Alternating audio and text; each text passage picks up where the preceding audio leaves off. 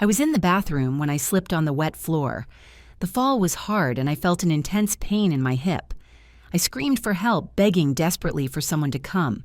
My son Michael came running, but when he saw me lying on the floor, instead of helping me, he looked at me with irritation and said, "You only fall to get attention, Mom. You are always looking for a way to get noticed." His words hit me like a lightning bolt. I lay there on the cold tile, looking up at this man I raised with so much love, who now saw me as nothing but a burden. I got up alone, trembling with pain and humiliation, while he walked out, slamming the door behind him. In that moment, I realized I was no longer the beloved mother, but just a nuisance in the house that was rightfully mine. Linda, my daughter-in-law, appeared at the door and sighed with impatience. "Emily, you have to be more careful. These falls just bring problems for all of us." She did not even ask if I was hurt. She only worried about the inconvenience I might cause. My grandchildren, Chris and Lisa, did not even come out of their rooms. They were used to these tense situations at home. I dragged myself to my bedroom, feeling every muscle ache. But the physical pain was nothing compared to what my heart was feeling. During the early morning hours, I stayed awake thinking about how we got to this point. I worked all my life as a seamstress. I raised Michael alone after my husband Robert abandoned us. I sacrificed all my dreams so that he could study and have a better life. Now he had a prosperous construction company, but he seemed to have forgotten where he came from. Linda always treated me with coldness, but Michael used to defend me. In the last few months, however, he had changed completely. He spoke to me as if I were a problematic child, ignored my opinions, and seemed to be counting the days until I was out of his life. But what they did not know was that everything was about to change.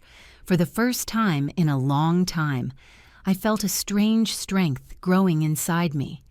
It was as if that humiliation had awakened something that had been asleep for years. I prayed in silence, asking for wisdom to make the right decisions, and I felt an unexpected peace. Maybe it was time to remind everyone in this house who I really was.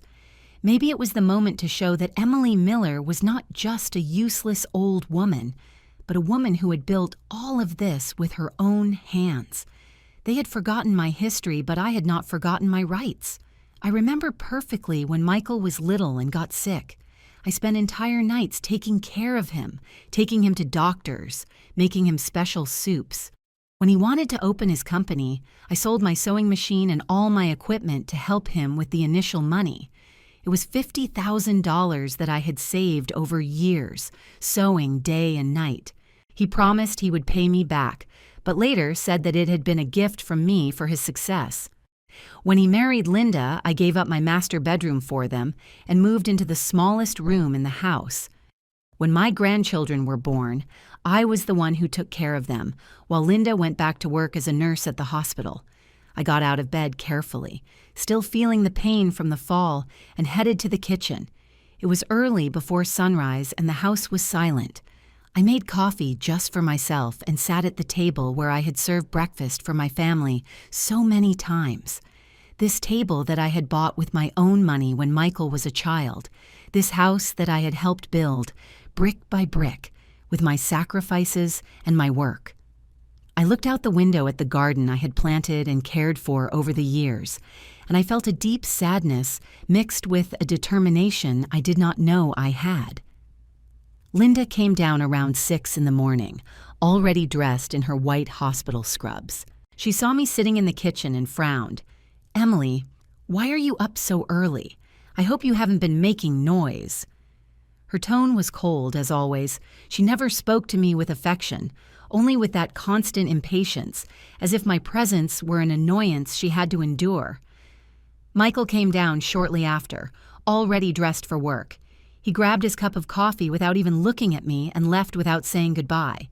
It was as if I were invisible in my own home. Chris and Lisa came down running, grabbed their backpacks, and left for school. My grandchildren, whom I had cared for when they were babies, whom I had taken to the park, whom I had taught to walk and talk, now treated me like just another piece of furniture. It was not their fault, of course. They just followed their parents' example. but it hurt to see how gradually I had ceased to exist for my own family. It hurt to remember when Chris was little and would run to me screaming, "Grandma," or when Lisa asked me to tell her stories before sleeping. Now they barely spoke a word to me. I stayed alone in that big house, feeling the weight of loneliness and rejection. I walked through the hallways remembering every corner I had helped decorate, every piece of furniture I had bought with my savings, every improvement I had suggested and financed. This house was not just Michael and his family's home, it was also my home, built with my love, my money, and my dedication. But gradually, they had made me feel like an intruder, like someone who was there out of charity and not by right. I thought of my late husband, Robert, who had abandoned us when Michael was just 8 years old. I remembered the nights I spent working late at my sewing machine to pay for food and my son's school. I remembered how I sold my sewing work door to door to earn extra money. I remembered how I sacrificed my youth, my dreams of remarrying, of traveling, of having a life of my own, all to give Michael the best opportunities possible. And now, at 71 years old, I found myself living like a stranger in the house I had helped build, being treated like a hindrance by the son to whom I had dedicated my entire life. The pain in my hip still persisted, reminding me of the humiliation from the night before. But something had changed inside me. I was no longer willing to continue accepting this treatment in silence. Around noon, my neighbor and friend of decades, Rose, came to visit me. She immediately noticed that something was wrong. "Emily, you are limping. What happened?" I told her about the fall and about Michael's cruel words. Rose was indignant. That boy forgot where he came from. How can he treat his own mother like that? She took my hands and said something that made me think. "Emily, you have already done too much for this family. Maybe it is time for you to think about yourself." Her words resonated in my mind all afternoon. For the first time in a long time, I began to question if it was worth continuing to sacrifice myself for people who did not value me. Rose reminded me of things I had forgotten, that I had the right to be treated with respect, that my life mattered too, that I did not have to accept humiliations just because I was a mother. She made me remember that I was also a person with feelings, with dignity, with rights. When Michael returned from work that afternoon, he did not even ask how I had felt after the fall.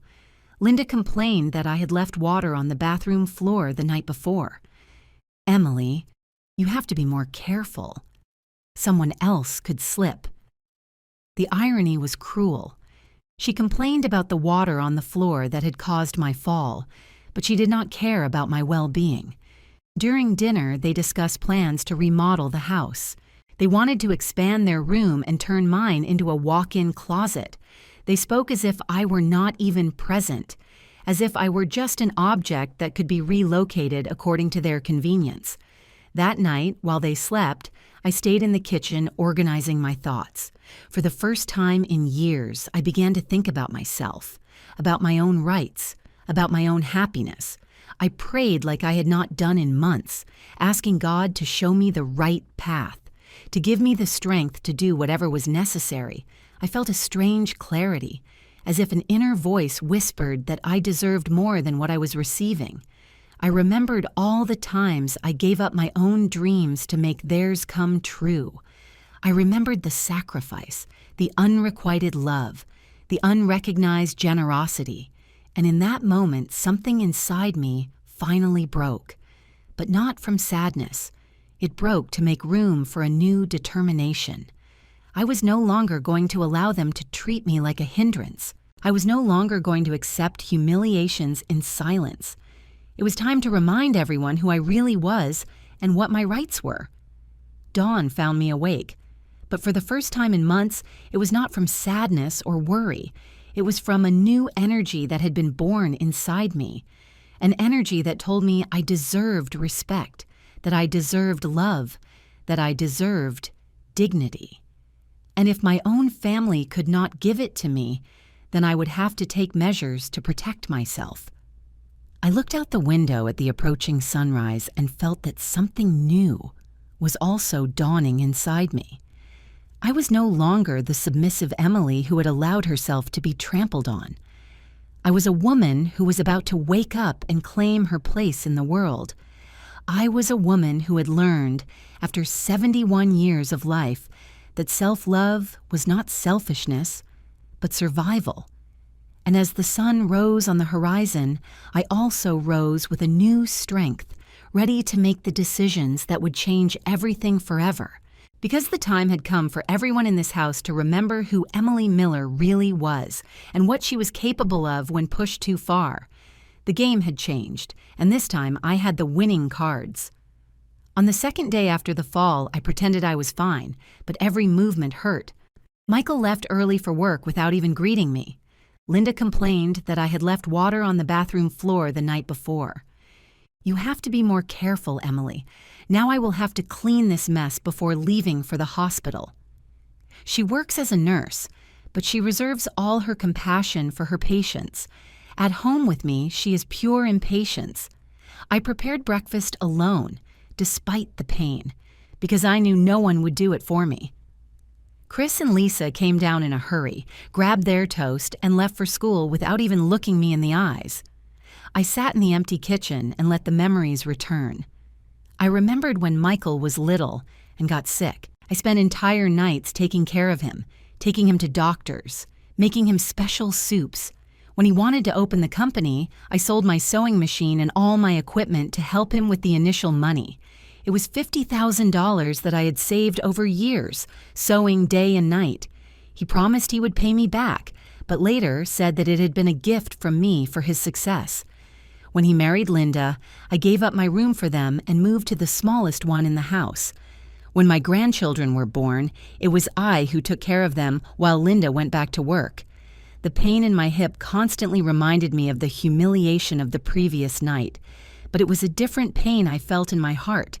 It was the pain of recognizing that the most important person in my life, the son for whom I had sacrificed everything, no longer saw me as his mother, but as a burden.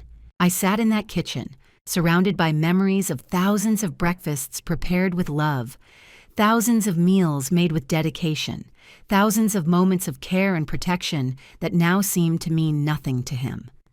I remembered the day Michael brought Linda home for the first time. I was so excited to meet the woman who had conquered my son's heart.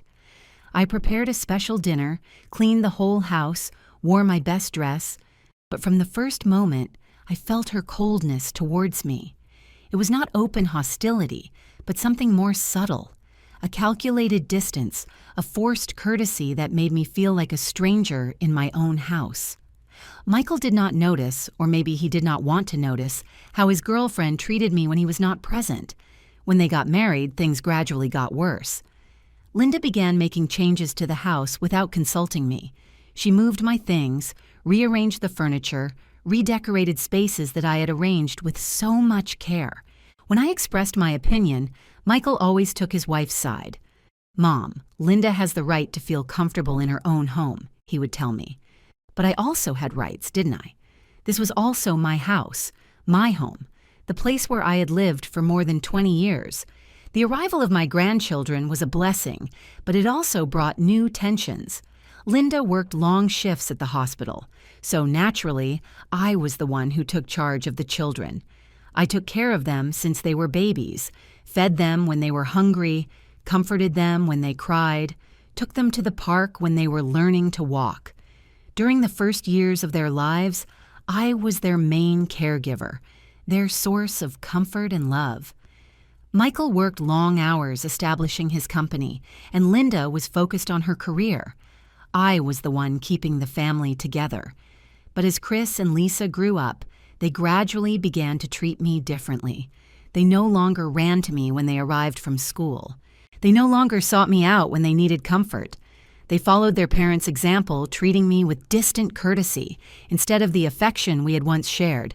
It was like watching love slowly fade away, replaced by a cold tolerance that broke my heart a little more each day. Rose, my dear neighbor, arrived around noon. She immediately perceived that something was wrong. "Emily, you are limping. What happened?" I told her about the fall and about Michael's cruel words. Rose was indignant. That boy forgot where he came from. How can he treat his own mother like that? She took my hands and said something that made me think deeply. Emily, you have already done too much for this family. Maybe it is time for you to think about yourself. Rose knew my story better than anyone. She had been my neighbor for more than 15 years. She had seen how I sacrificed my youth and my opportunities for Michael. She remembered when I worked until 2 a.m. sewing to earn extra money, when I sold my work door to door to pay for Michael's school expenses. She had been a witness to my tireless dedication, my unconditional love, my infinite generosity, and now she was also a witness to how that generosity was reciprocated with contempt. "Do you remember when Michael was in college?" Rose asked me. "You worked double shifts to pay for his studies. You stayed up sewing until your eyes hurt, and even so, you always had a smile when he came home." Yes, I remembered it perfectly. I remembered how Michael would arrive late, tired from his studies, and I had a hot dinner waiting for him. I remembered how he would hug me and say, "Thanks, Mom. Everything I do is for you, to give you a better life when I graduate." "And where is that better life he promised you?" Rose continued. "Where is the respect you deserve to receive? Where is the love you gave being returned?" Her words were harsh but necessary. They forced me to face a reality I had been avoiding, that my sacrifice had not been valued, that my love had not been reciprocated, that my generosity had been taken for granted. Rose told me about her own experience with her eldest son, who had also started treating her poorly after getting married. "I had to set boundaries," she told me. "I had to teach him that his mother deserved respect, no matter how successful he had become. It wasn't easy, but it was necessary." She explained how she had to be firm, how she had to defend herself, how she had recovered her dignity. "Emily," she said, taking my hands, "a mother's love does not mean accepting any treatment.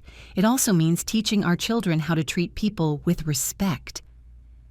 After Rose left, I stayed alone with my thoughts. I walked through the house, observing every detail I had helped create. This living room where I had spent thousands of afternoons reading stories to my grandchildren when they were little. This kitchen where I had prepared millions of meals with love. This garden I had planted and cared for over years. Every corner of this house had my fingerprints, my effort, my dedication, but gradually I had started to feel like an intruder in my own home. I entered what was once my master bedroom, now occupied by Michael and Linda. I remembered when I gave up this room for them, moving to the smaller room at the end of the hall.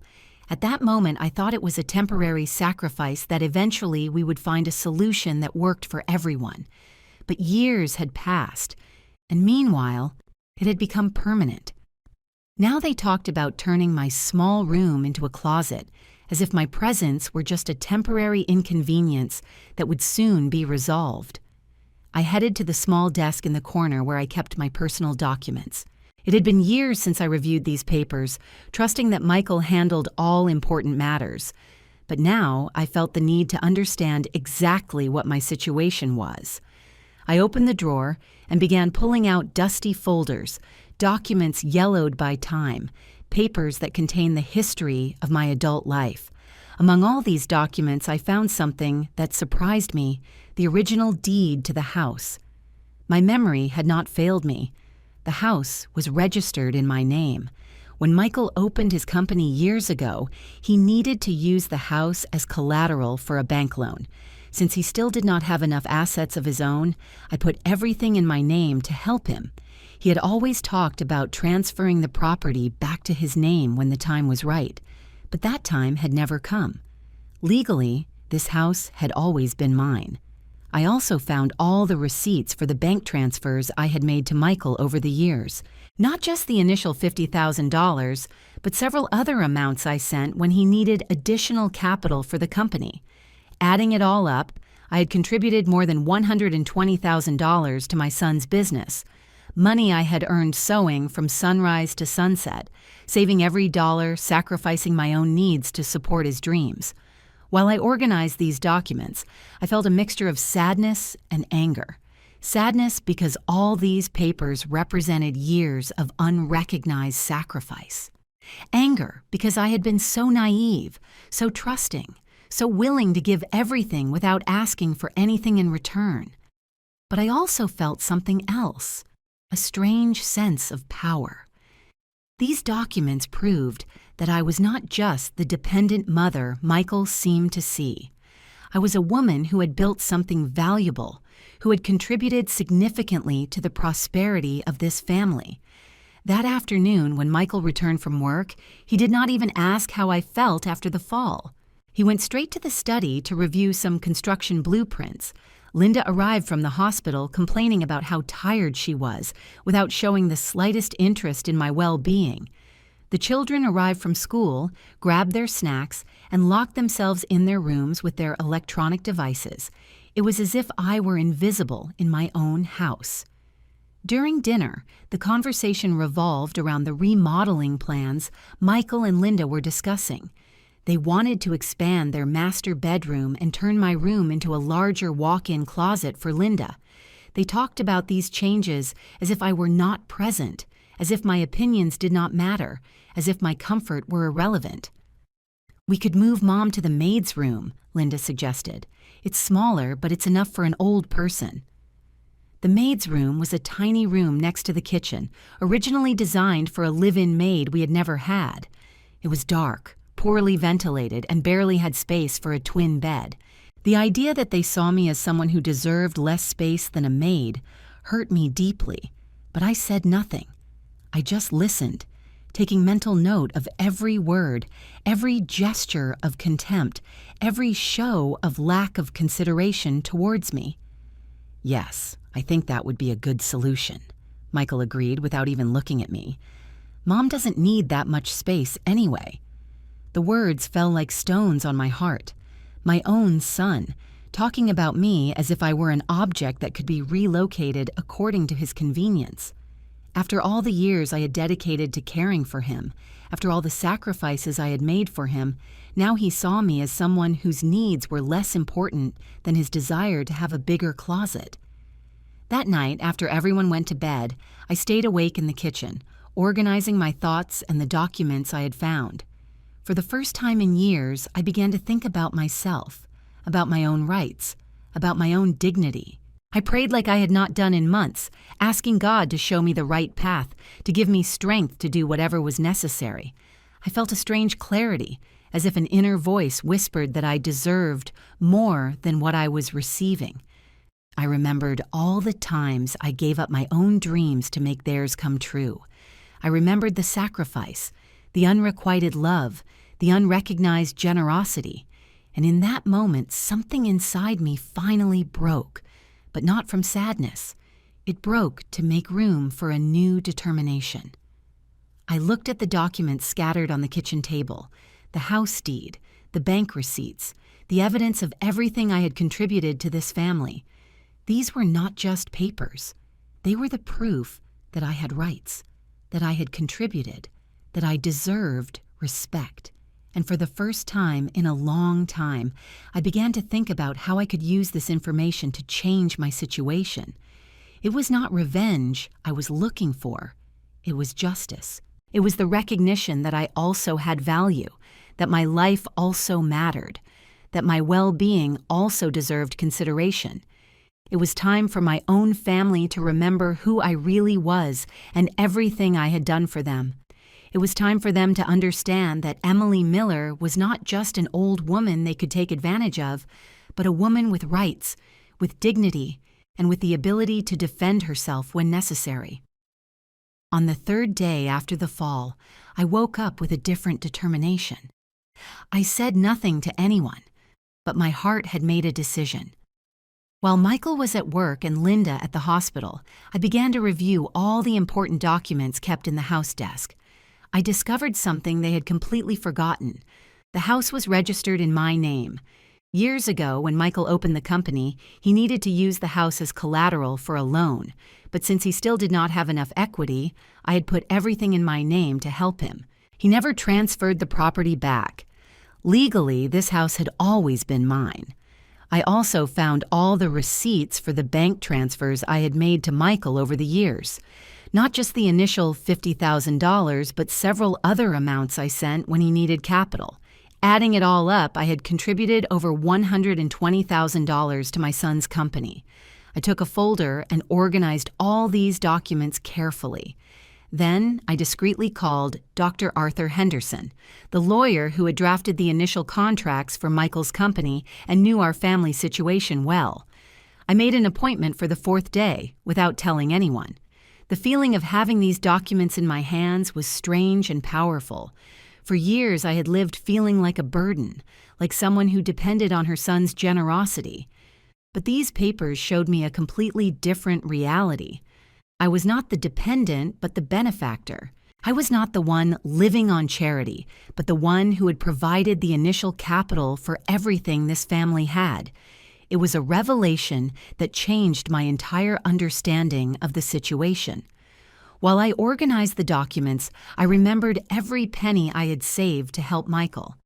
I remembered the nights sewing until my fingers hurt, the extra jobs I took on weekends, the times I deprived myself of buying new clothes to be able to give money to my son. All that sacrifice had been meticulously documented in these papers that I now had in front of me. Every bank transfer represented weeks of hard work, months of careful saving, years of absolute dedication to my son's dreams. But it was not just the money these documents represented.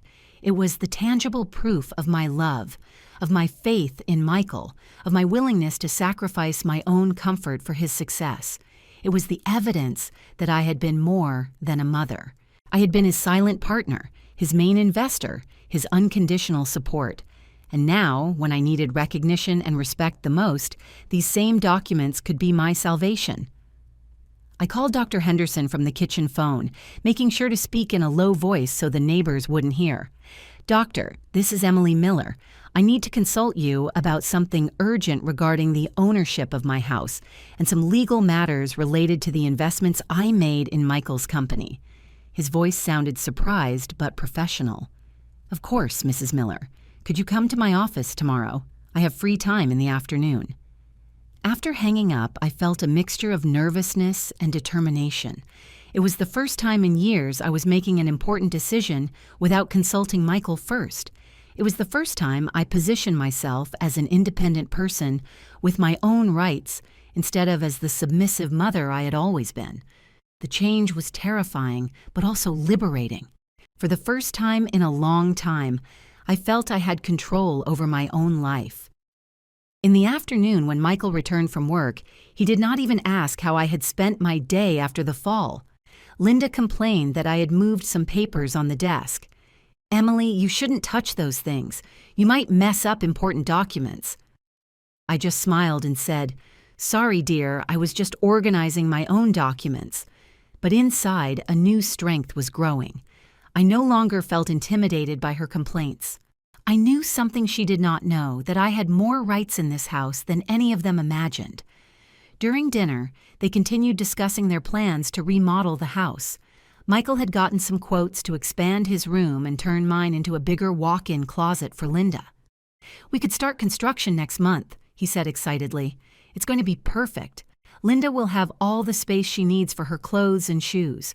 They spoke about my room as if it were already theirs, as if my opinion did not matter, as if my comfort were irrelevant. "And where will Grandma sleep?" asked Lisa, my youngest granddaughter. It was the first time in days that someone in the family showed any consideration for my well-being. Michael barely looked up from his plate. "Mom will move to the maid's room. It's smaller, but it's enough for one person." The casual way he said it, as if he were discussing where to put an old piece of furniture, hurt me deeply.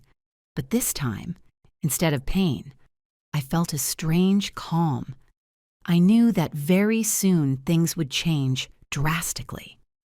Chris, my oldest grandson, seemed uncomfortable with the conversation. "Isn't that room too small for Grandma?" he asked shyly. Linda responded quickly. "It's perfect for someone her age. Older people don't need that much space anyway. Her words revealed exactly what she thought of me, that because I was old, I deserved less comfort, less consideration, less respect. It was an attitude I had been tolerating for years, but now saw with crystal clarity. That night, after everyone went to sleep, I stayed in the kitchen organizing my thoughts and my documents. For the first time in years, I felt I was in control of my own life. I thanked God for showing me the truth about my legal situation. It was not revenge I wanted. It was justice. It was the recognition that I also had rights, that I also deserved respect. I knew exactly what I had to do, and tomorrow, after talking to Dr. Henderson, I would know exactly how to do it. I looked around the kitchen where I had prepared thousands of meals for this family, this table where I had served breakfasts, lunches, and dinners for years. These pieces of furniture I had bought with my own money when Michael was young. This refrigerator I had filled with food bought with my savings. Every object in this kitchen had my fingerprint, my effort, my dedication. And now, for the first time, I was beginning to properly value everything I had contributed. I remembered the conversation with Rose from the previous day when she told me it was time to think about myself. At that moment, her words had seemed almost revolutionary to me. Think about myself? For decades, I had thought exclusively of Michael, of his needs, of his dreams, of his well-being. The idea of prioritizing my own feelings and needs was so strange it almost seemed selfish to me. But now I was beginning to understand that it was not selfishness, it was emotional survival. I thought about all the women of my generation who had lived lives similar to mine, women who had sacrificed completely for their children, who had given up their own dreams and ambitions to support their families' aspirations. Many of these women ended their lives feeling invisible, not valued, treated like burdens by the very children for whom they had sacrificed everything. It was a pattern too common, an injustice too familiar. But I had something many of those women did not have: documents proving my contributions, legal evidence of my rights, financial power that had been forgotten but not eliminated. These papers were more than simple documents. They were my ticket to dignity, my path to respect, my opportunity to change a situation that had become unsustainable. The next morning, Michael and Linda left early as always. The children left for school after a silent breakfast. Once I was alone in the house, I took my best dress, fixed my hair carefully, and prepared for the most important appointment I had had in years. I kept all the documents in a new folder I had bought specifically for this occasion and headed downtown. Dr. Henderson's office was in an elegant building near the city center. As I went up in the elevator to his office, I felt a mixture of nervousness and determination. It was the first time in years I was making such an important decision on my own, without consulting Michael, without seeking his approval, without considering his feelings before mine. It was terrifying and liberating at the same time. Dr. Henderson received me with the professional courtesy he had always shown. He was a man of about 60, gray-haired, with a serious but kind expression. He had handled several legal matters for Michael over the years and knew our family history well. "Mrs. Miller," he said as he offered me a seat, "I am very glad to see you. How can I help you today?" I explained my situation carefully, showing him all the documents I had found. I told him about the deterioration in my relationship with Michael, about the lack of respect I was experiencing, about the plans to move me to the maid's room. Dr. Henderson listened attentively, reviewing every document with an increasingly serious expression.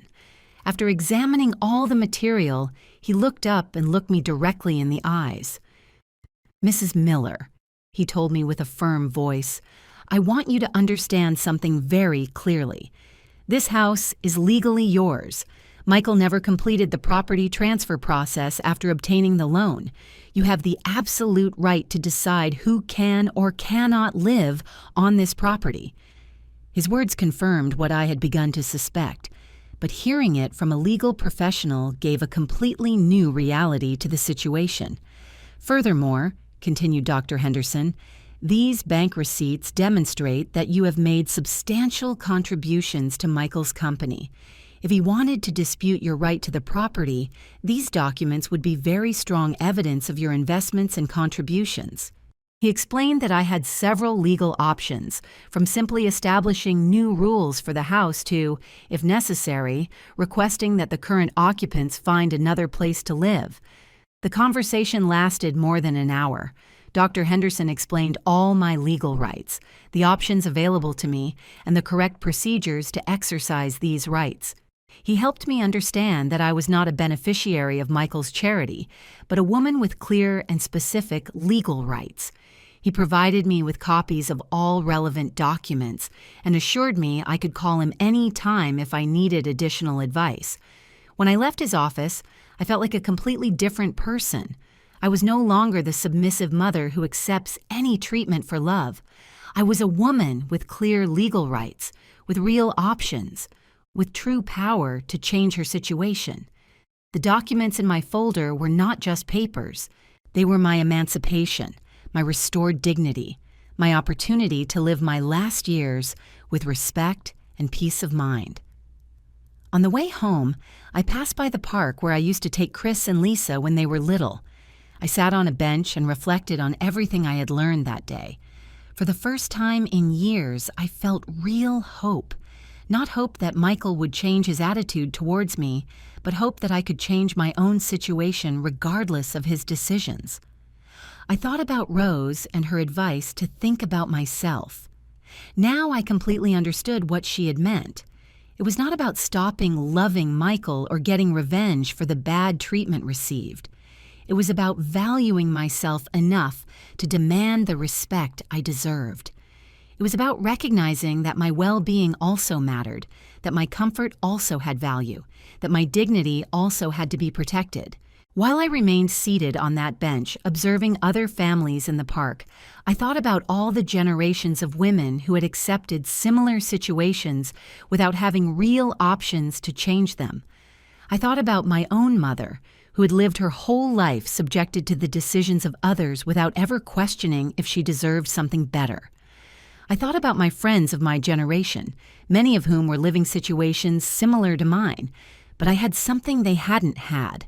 Real options, legal power, the ability to change my situation. It was a responsibility and an opportunity I could not waste.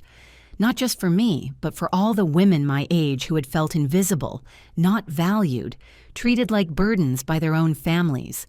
It was time to demonstrate that older women also had dignity, also had rights, also deserved respect. I returned home with new energy. I was no longer the Emily who had left that morning, insecure and in need of validation. I was a woman who knew her rights, who understood her options, who had a clear plan to recover her dignity. And tomorrow, very soon, everyone in this house would discover that the woman they had been underestimating had much more power than they had imagined.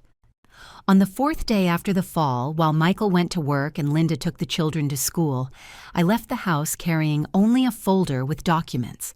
I went directly to Dr. Henderson's office, who confirmed what I already knew. The house really was mine by right, and I had total legal authority to decide who could or could not live in it. He explained the correct procedures and helped me draft a formal notice of repossession. It was not revenge. It was the exercise of my legal rights. Afterwards, we went together to the county clerk's office, and I officially registered my decision to resume total control of the property. The legal deadline for them to leave was 30 days. The process at the public registry was simpler than I had imagined. Dr. Henderson had prepared all the necessary documents, and I just needed to sign in several places and present my official ID.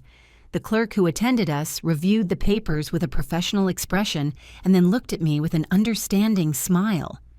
"Mrs. Miller," she told me, "these documents are in perfect order. The property legally belongs to you, and you have every right to make this decision."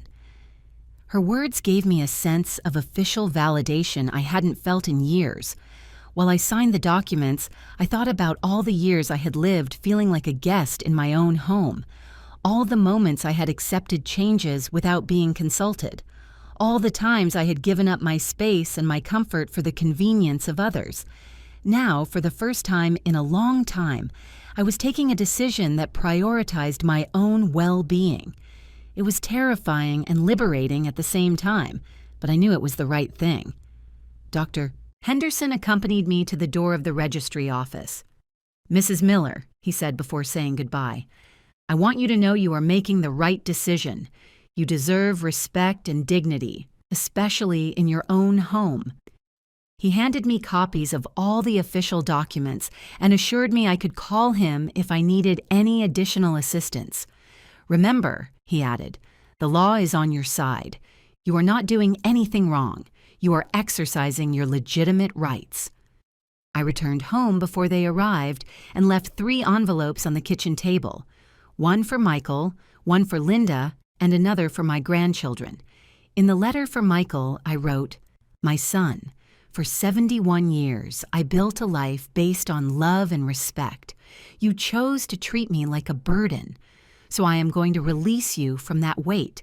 This house has always been mine by legal right, and I decided that I want to live my last years in peace.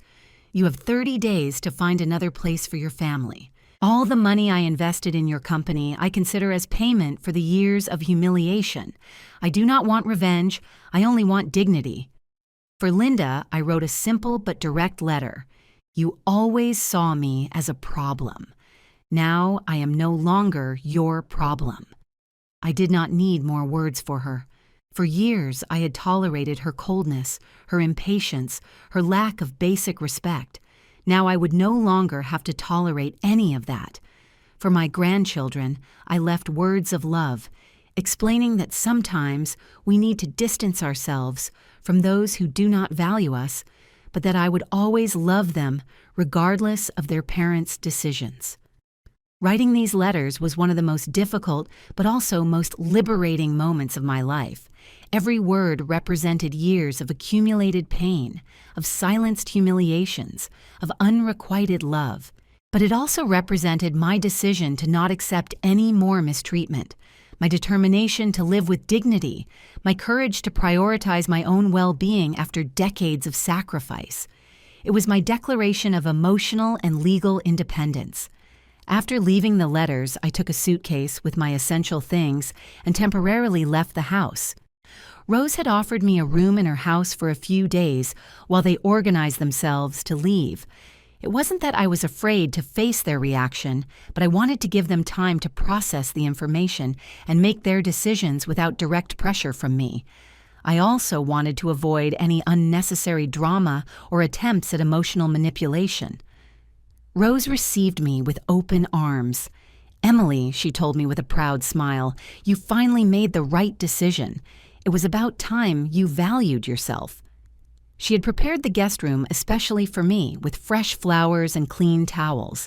It was a simple but meaningful gesture. For the first time in a long time, someone was making a special effort to make me feel welcome and valued.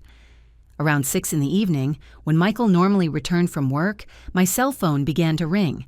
It was him, and his voice sounded desperate. "Mom, what does this letter mean? You can't do this. Where are we going to live? I have a family." I answered calmly, "Michael, you said I only fell to get attention, so I decided to step away from your life. The house has always been mine legally. The documents are all in the public registry. You have 30 days.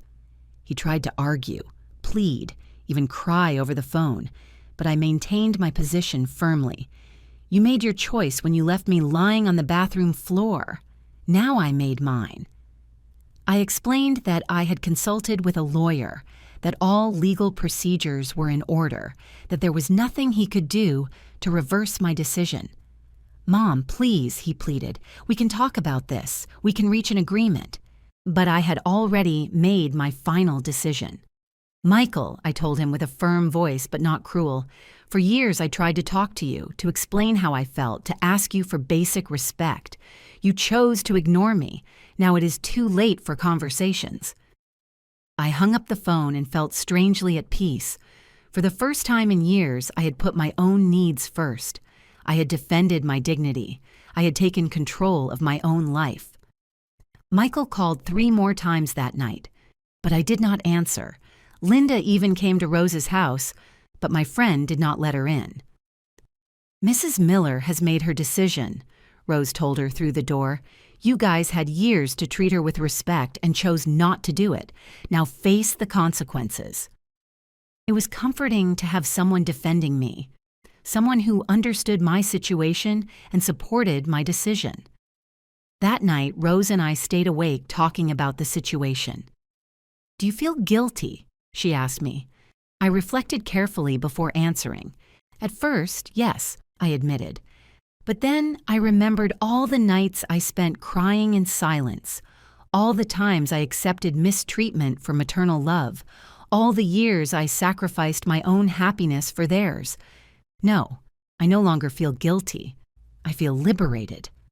Rose nodded understandingly. "A mother's love does not mean accepting any mistreatment," she told me. "It also means teaching our children how to treat people with respect. Michael needs to learn this lesson, even if it is the hard way." Her words confirmed to me that I had taken the right decision, that it was not cruelty, but education, that it was not revenge, but justice. On the 5th day, I received a call from Dr. Henderson. "Mrs. Miller," he told me, "Michael came to my office this morning asking for legal advice to dispute your decision. I explained that he has no legal grounds to do so. The property is clearly registered in your name, and you have the absolute right to decide over it." He seemed very upset, but he understood that legally he cannot do anything. This information reassured me completely. There was a small part of me that feared Michael might find some legal way to reverse my decision, but now I knew with certainty that it was not possible.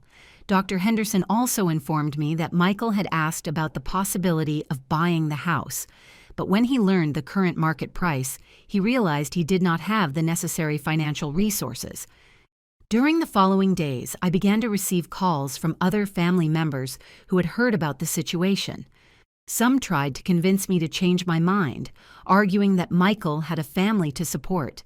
Others criticized me for being cruel to my own son, but I also received calls of support, especially from women my age who understood my situation perfectly. My cousin Helen, who lives in another city, called me to express her total support.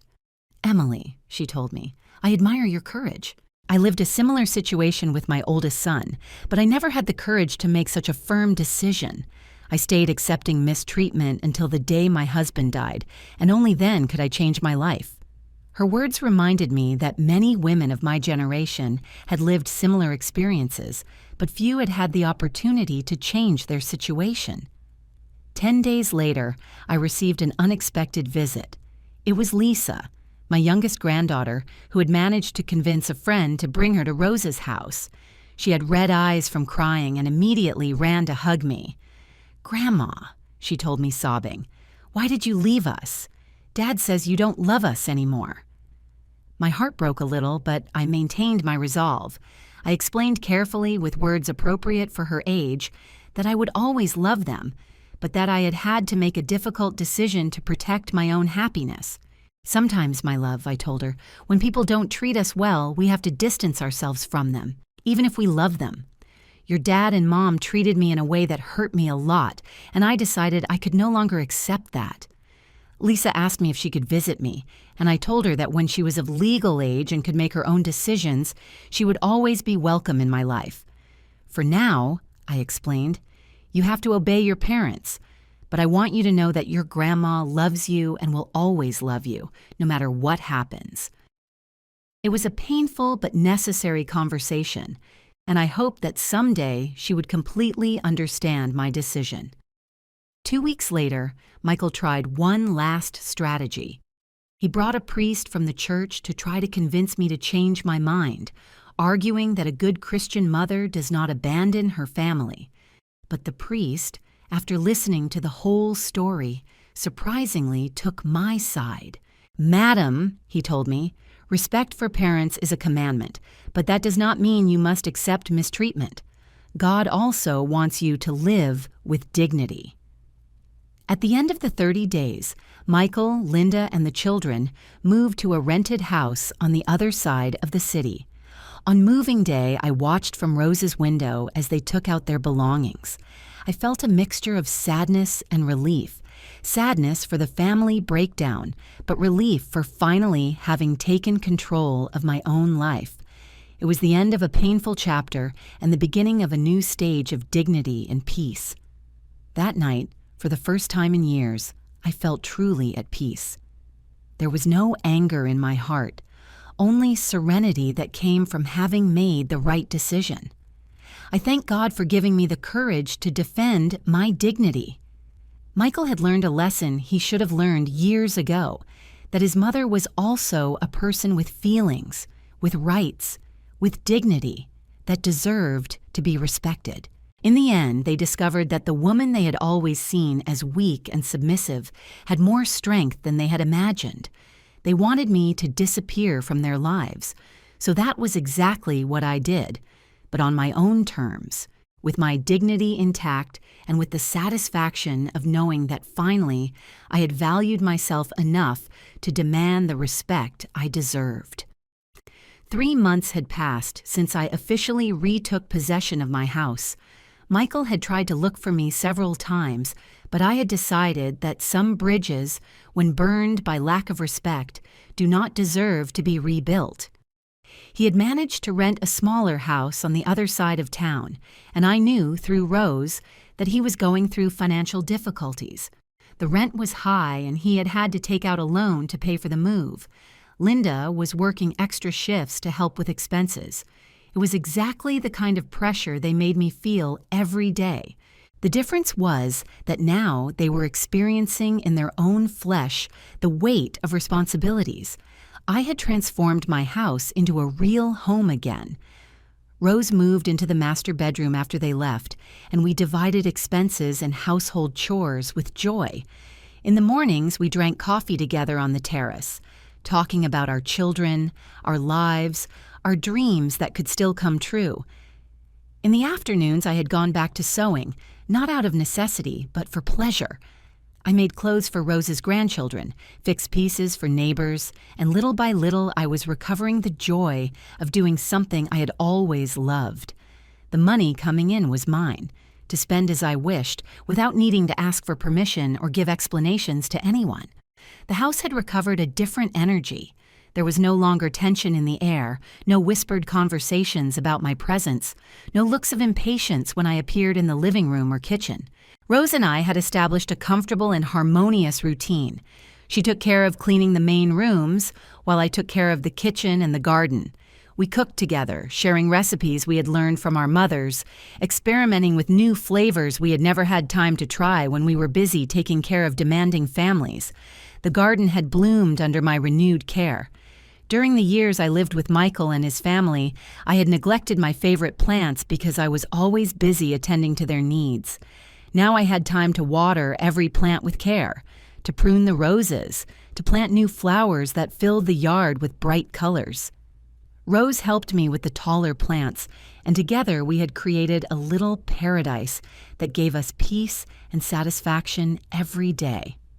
One Thursday afternoon, the phone rang. It was Lisa, my granddaughter. She had gotten my number from a neighbor and had called hiding from her parents. "Grandma Emily," she said with a sad voice, "I miss you so much. Dad says you left because you don't love us anymore." My heart squeezed, but I answered with honesty. "Lisa, honey, I love you guys, but sometimes loving means knowing when to walk away. Your dad and mom made me feel like I was a burden. Now I am happy, at peace, living the way I chose." She cried a little and asked if she could visit me. "When you turn 18 and can make your own decisions," I answered. "For now, remember that your grandma loves you, but also learn to love herself." It was a painful conversation, but necessary. I hoped that someday, when she was an adult, Lisa would completely understand the reasons for my decision and not judge me too harshly. Chris, my oldest grandson, had also tried to contact me through social media. He had sent me messages asking if I was okay, if I needed anything, if I missed the family. I answered him with affection, but firmness.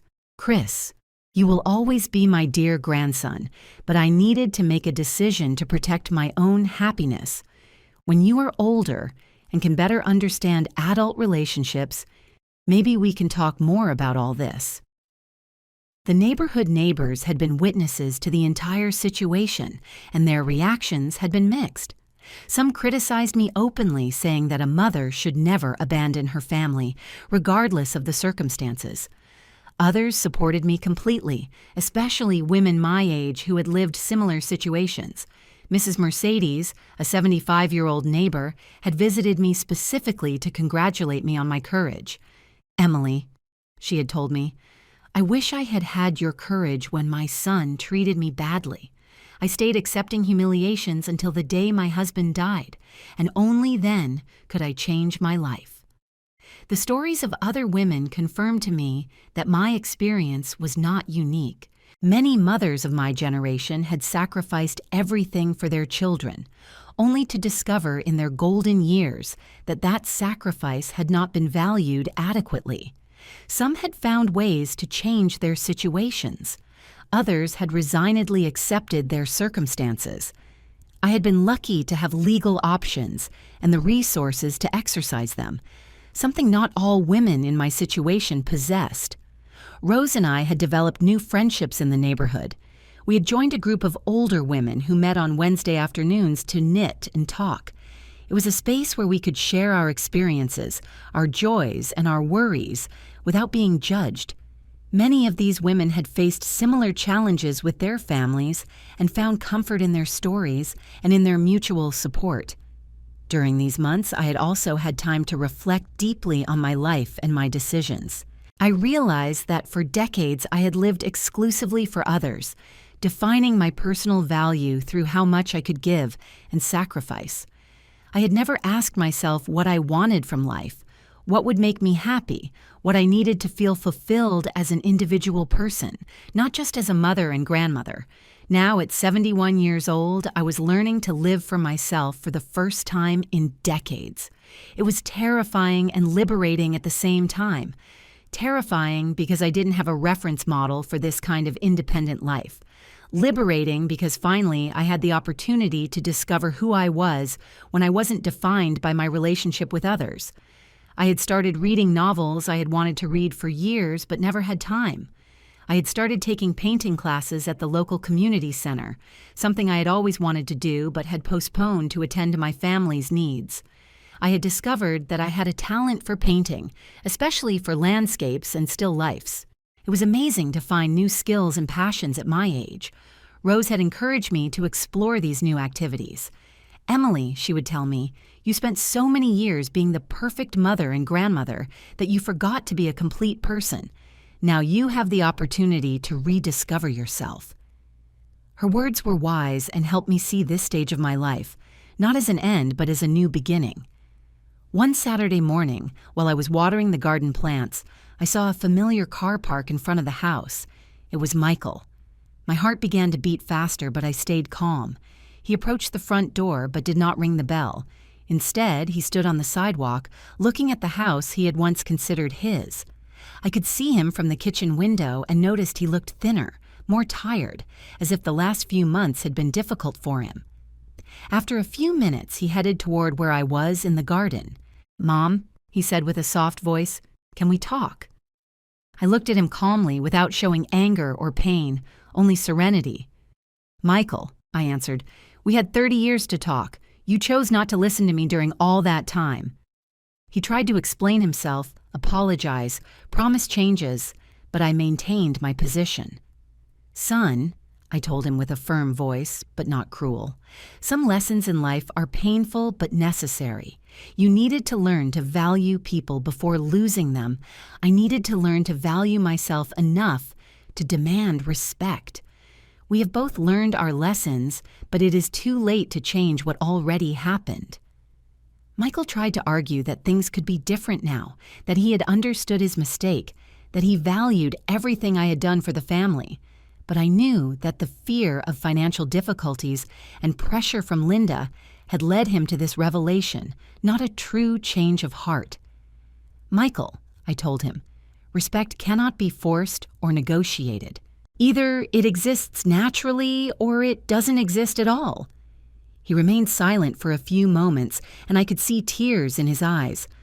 Part of me felt compassion for him, but a stronger part knew that maintaining my decision was the right thing. "Mom," he asked me finally, "will you ever be able to forgive me?"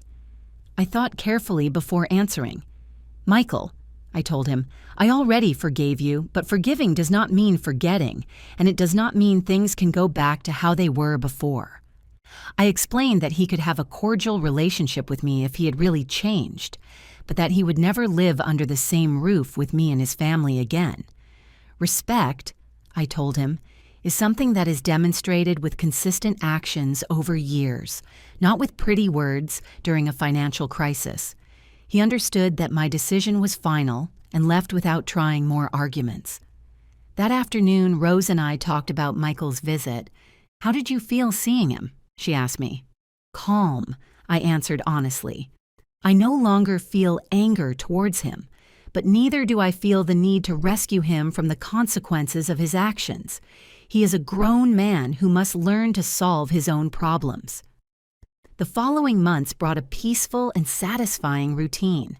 Rose and I had established a comfortable and harmonious life. We participated in community center activities, took care of our garden, received visits from friends, and enjoyed the tranquility of a house without tensions or conflicts. It was a simple but deeply satisfying life. In the afternoons, while I sewed or painted, I often reflected on the path I had taken. I did not regret my decision. I had learned that self-love was not selfishness, but emotional survival.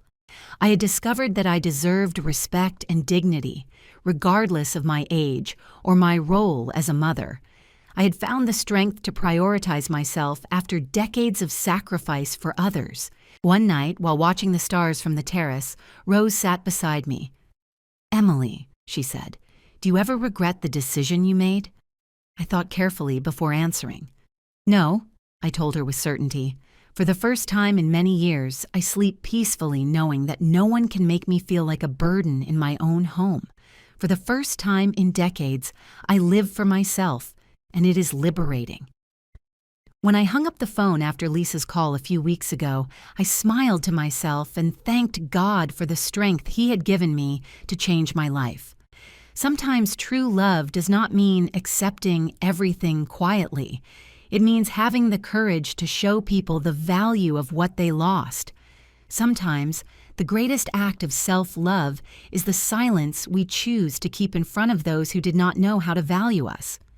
The months kept passing, and my new routine had become increasingly satisfying. Rose and I had found a perfect rhythm of coexistence that filled me with joy every day.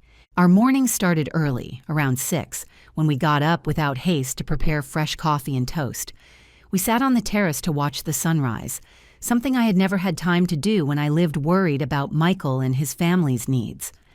During these quiet moments, Rose and I shared our dreams for the day, planned the week's activities, or simply enjoyed the comfortable silence that only true friends can share. It was amazing to discover, at my age, how comforting a genuine friendship based on mutual respect and unconditional support could be. I had started writing in a personal journal, something I had never done before.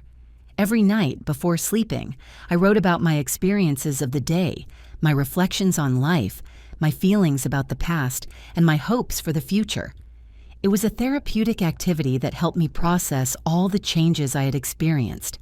In these pages, I was able to explore thoughts and emotions that I had kept stored away for years. One entry in particular had helped me a lot to clarify my feelings.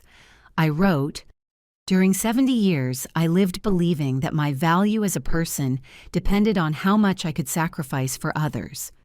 Now I understand that my value comes from being who I am, regardless of what I can give or do for others.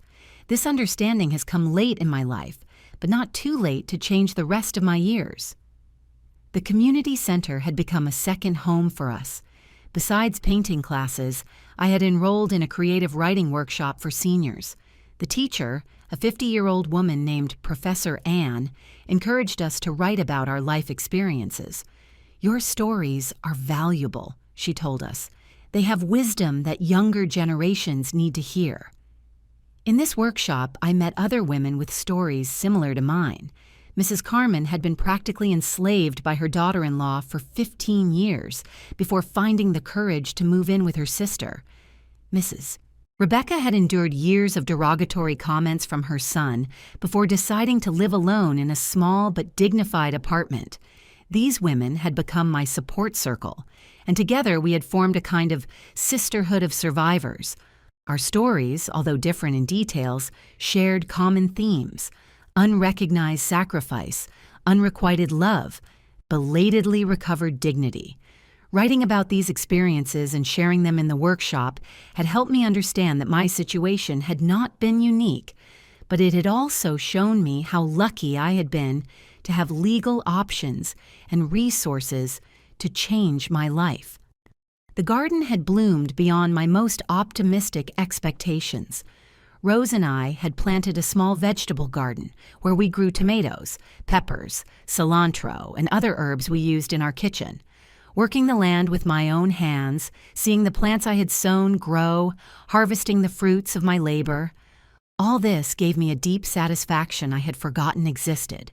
The neighborhood neighbors had begun to visit us regularly, especially during the afternoons when we sat in the garden to sew or talk. Our house had become an informal meeting point for the older women of the neighborhood. We shared recipes, exchanged gardening tips, and supported each other in the challenges of daily life. One Sunday afternoon, while we were preparing a special meal for our friends from the writing workshop, Rose asked me a question that surprised me. "Emily, have you ever thought about writing a book about your experience?" The idea seemed absurd to me at first. Who would want to read the story of an old seamstress? I asked her. But Rose insisted. Your story could help many women who are living similar situations.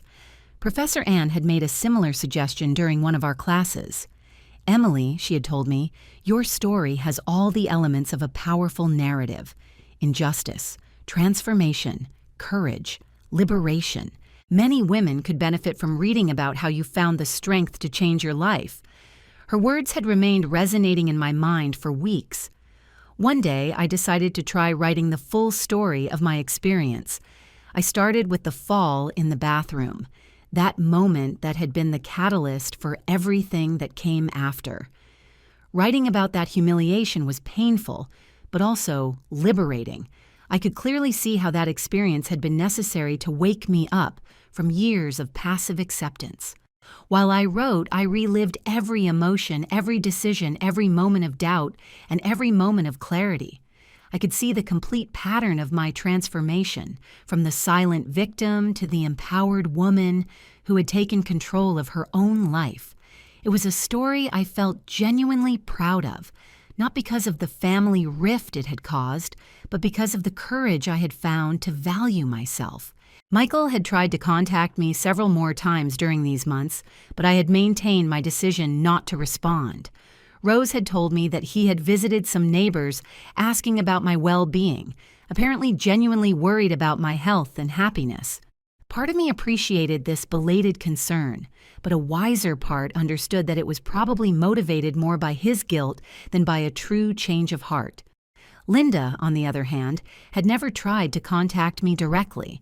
This did not surprise me. She had always been clear in her resentment towards me. According to Rose, who kept in touch with other neighbors in the area where they now lived, Linda had been telling anyone who would listen that I was a cruel and selfish mother who had abandoned her family in a difficult moment. These criticisms no longer hurt me as they would have done before. I had learned that the opinion of people who do not know the whole story, or who do not want to know it, does not define my value as a person. What mattered was that I knew I had made the right decision to protect my dignity and my mental well-being. One afternoon, while I was watering the plants in the back garden, I heard familiar voices in the street. It was Chris and Lisa walking back from school. They stopped in front of the house and saw me through the fence. "Grandma Emily," shouted Chris. "How are you?" I smiled at them and told them I was very well. Lisa asked me if they could come in just for a moment to see the garden. I looked both ways down the street to make sure Michael or Linda were not nearby, and then I allowed them to come in for a few minutes. They were amazed by the transformation of the garden. "It's prettier than ever," said Lisa, touching the flowers carefully. Chris asked me if I was happy living with Rose, and I told him honestly yes, that I had found a peace I hadn't had in years. Before they left, I told them something important. "I want you to know that I love you very much, and that my decision to move away had nothing to do with you. Sometimes adults have to make difficult decisions to protect their own happiness.